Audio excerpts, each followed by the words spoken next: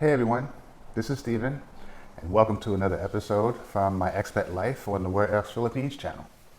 And before I get into that little scene of what happened in the opening, I just want to say thank you to all of my subscribers and followers.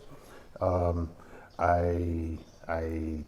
thank you from the bottom of my heart. I really know I couldn't be doing this without you guys. To watch, to kind of give me the incentive to want to keep telling you how life is here for me, and hopefully it gives you some idea of how it might be for you, giving you some choices, some options, food for thought, things to think about, kind of help you if you're coming here either as a tourist or if you're coming here to stay permanently in retirement.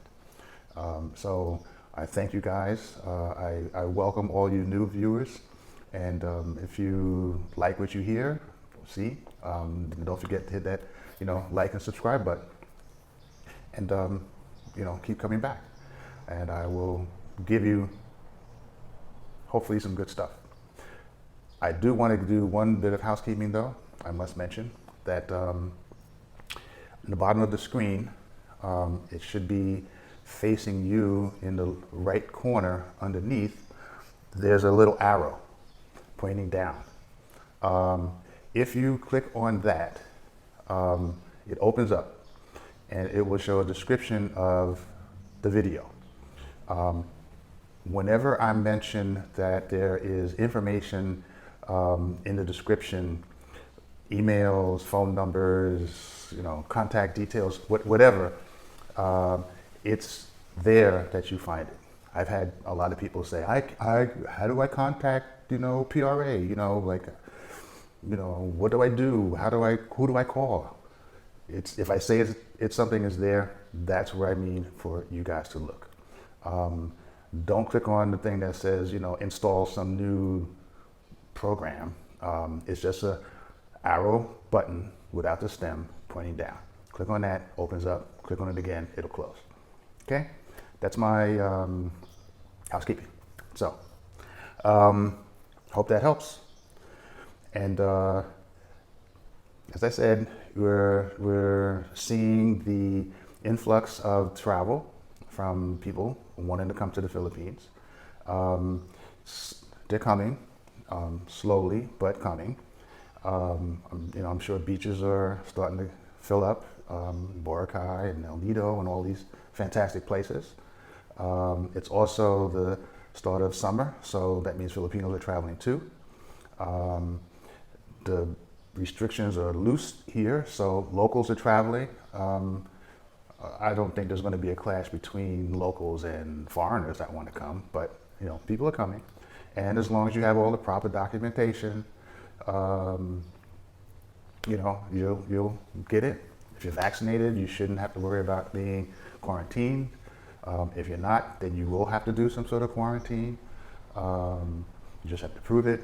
I'm sure everybody who is coming here, who has already arrived, might have different things happen to them when they got to customs, because things change. I'm sure there were the RT-PRC requirements for coming here, just like there were RT-PRC requirements to leave. That's not the case anymore, and I'll get into that. But the whole arrival, the malls are starting to get crowded again. People are eating out, they're doing their shopping. Even though the prices are going up, inflation is hitting here just like everywhere else. We're not immune to that. It's going to cost us a little bit more to put gas in our cars or in our motorcycles or whatever we use to get around in.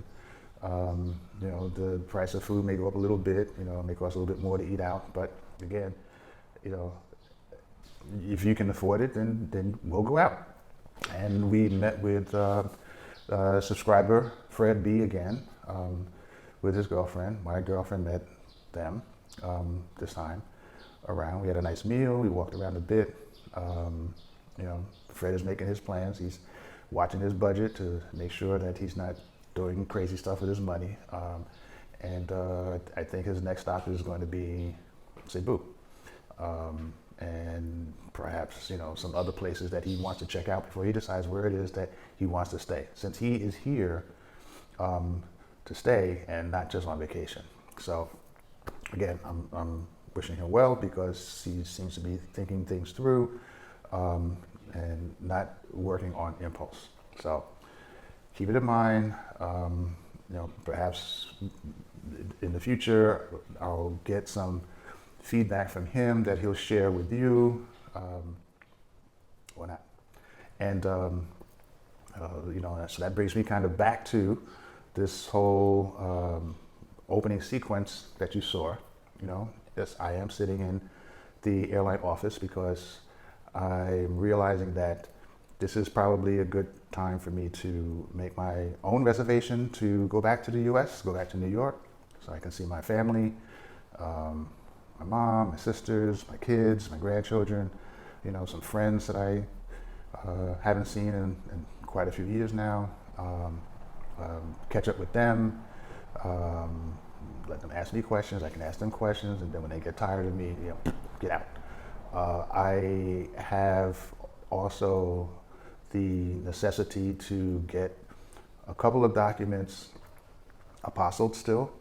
In the next few weeks, I'm going to work on seeing if I can get it done here because the embassy is now back to notarizing. And that was something that was halted for a while during the pandemic. I'm going to see if that is something that they can help me with, and if they can, then when I go back on my America tour, I won't need to have to go through that. But if not, then I'm prepared to stay for as long as I need to in order to get that done. I need to have that done for my SRRV. So sitting in the ticket office, okay, getting my ticket, getting information, besides having the ticket, they gave me, a lot of papers, a lot of stuff that's checked off that has to be done. Like I said, in order for me to leave, I have to have a Philippine recognized proof of vaccination.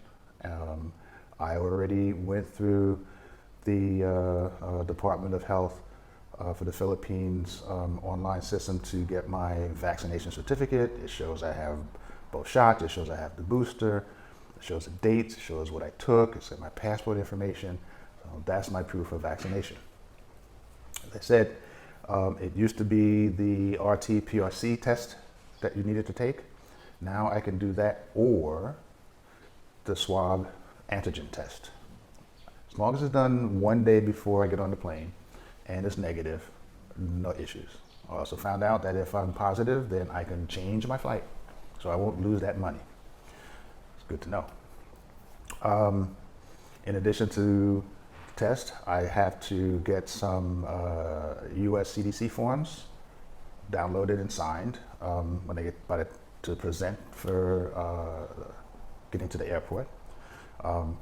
Easy enough to do. There's a Bureau of Immigration declaration form that the Philippines require I fill out, which is like where you live, why you're going to the US, is it essential? I think it's just a formality. I may call it essential, they may not call it essential, but I don't think that that's going to be any kind of deterrent for me being able to get out. There's an app I have to download called Trace. I downloaded it, it's on my phone. It's just sitting there now. I guess it'll be activated when I get there. There's an airline passenger information form. Again, it's probably like, address in the Philippines, address that I'll be at the US, who to contact, blah, blah, blah. I'll need to get to the SRV website and go online and get the not exit clearance, but just to let them know that I'm leaving the country, because they require you to do that when you're an SSRV holder. Not a big deal. If I was here on a tourist visa, I'd have to get permission to leave if I'm here more than 6 months. And that's something that takes 2-3 days for it to clear. So I don't have to worry about any of that. I just have to get on the plane with all the paper that I just showed you. And then coming back, again, I need to have negative tests. All of this is subject to change. This was said to me by the airline. They obviously are changing as time goes. If there are no new cases springing up, if there's no sudden outbreak, things will get looser. There still will be these forms, or some kind of forms, okay, that will be required because Philippines likes paper. So they will probably have that still. But just like the RT-PCR test requirement to leave the Philippines has been changed to that or the swab test, who knows? Maybe in a month or two, it will be just show proof of vaccination. And they'll take your temperature like they do now when you go into the mall or into a store. And if your temperature is good, get on the plane. Who knows? I'm not saying that that's going to happen, but I'm not saying it might not happen. Either way, that's kind of the steps that need to be taken for me to get out of here. And I'm looking forward to it. I'm not leaving for several weeks, but knowing that things do change, I figured it's good for me to get my ticket now, use that good old American Express, which I kept, even though I don't use it here, but I keep it for things like this because I don't want to use up what I have set aside to spend here when I can put it on my credit card and just take care of it as another bill that I have each month. Not an issue. So probably something you guys should keep in mind if you're coming here, whether it's temporary or on a permanent basis, that you have at least one U.S. credit card with you with a high spending limit. Don't use it until you absolutely need it in, I won't say just an emergency because this is not an emergency, but I had that credit card just for that purpose, for this purpose. And thank goodness, because I knew that the prices of the airline tickets were going up. It's already going up a little bit from when I looked a couple of weeks ago. I don't want to wait any longer in case it goes up again. I'll just do it now and do some of the other things I need to do in order to make my preparations to leave and have it smooth. So, that's kind of like what's going on with me, this past few days. And we'll see how this week goes. I have some running around to do to check on things that are required for my SSRV to be able to be continued after a year, which, as I said, is like the apostle documents. And just get myself ready. In the meantime, looking for more opportunities to kind of roam around a little bit. It's not going to be probably as much as I like to since the gas prices are going up. It is, close to $5 a gallon. I know it's probably nothing in comparison to what some of you guys are paying in the U.S. But comparatively speaking, based on the cost of living here, and it's a lot. It's a bit much. I think, as I said, if I was driving a jitney, it'd be fine because they're being compensated. They're getting allowance. But there's something that I saw in the paper. Uber, for example, is going to charge a surcharge now because they're going to add another 50 cents or something to each ride because of the cost of gas. It might go up depending upon how high the price of gas goes. I'm sure there's other things that are going on back in the U.S. to kind of illustrate the madness of the gas prices and everything else that's going on. But I will soon see. So Till next time, this is Steven. Don't forget to hit that like and subscribe button on the bottom. And stay well, stay safe. I'm still wearing a mask when I'm outside, don't worry. But I'll see you all soon. Hopefully next week. Okay?